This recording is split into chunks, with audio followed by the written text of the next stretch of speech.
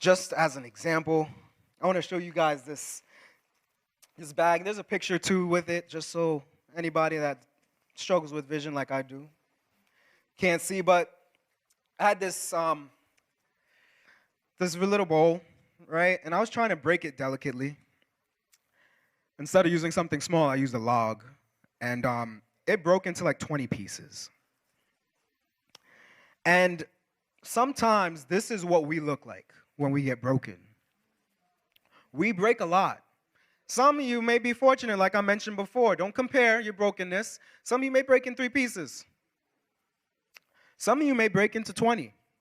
And what you see is not even all of them. The fine pieces, the things that people don't really see all the time, the things that happen in the dark that you won't let be known, those are still at the house.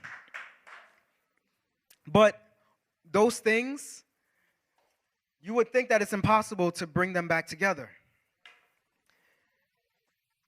But the Holy Spirit does something beautiful, because there's a beauty in brokenness sometimes that we don't understand. Because sometimes we run from being corrected. We run from being told that, no, that I see what you're doing, and while I understand the heart behind it, your method is wrong. We run from being corrected and our course changed so often that we don't see that there's a beauty in being broken. Because while we are insignificant to fix this, I want to submit to you that there's a God that's not insignificant, a God that sits high and looks low, a God that is Alpha and Omega, the beginning and the end, who uses the earth as his footstool and is strong enough to make something beautiful out of something broken. My Christ was broken and bloodied on the cross, and if I stand corrected, I'm here saved and justified because of that brokenness. Those lashes didn't mean nothing. The scorning that he took didn't mean nothing. The crown of thorns placed on his head didn't mean nothing. Just another step of brokenness in the direction of my freedom. Him carrying that cross, being nailed to it, having his limbs broken, and him being punctured meant nothing? No, you can't tell me that. Because I am a living testimony that it meant everything. We are living testimonies that it meant everything. So if my Christ can be broken, then clearly I can be broken, and God can do something great with it.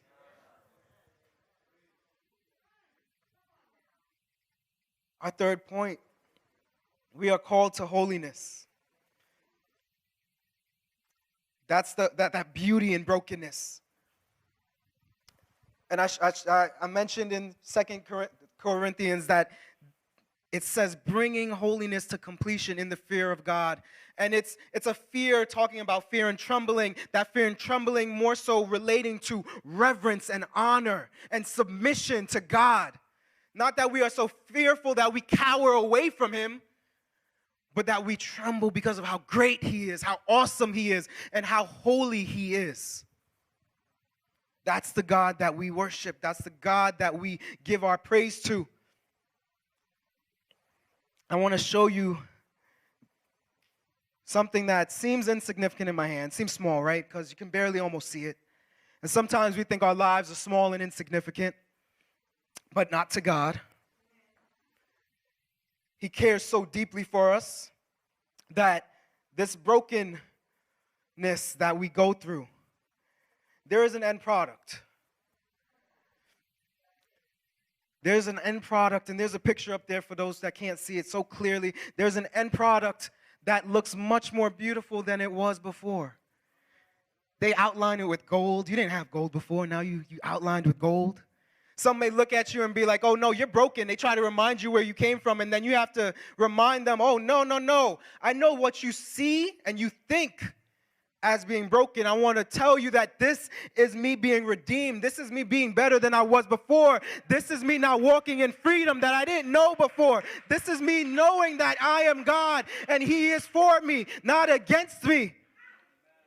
So now there's this beauty in this art form called kintsugi. This Japanese art form where you take what's broken and you mend it back together. You take what's broken and you outline it with gold. You fit it with crowns. Similar to how it says that once God does his work in us, one of our rewards is a crown. And not a crown just for us to keep, but to lay at his feet eventually, because we give him honor for who he is. but it's bringing about a completion of holiness. What was broken is now whole.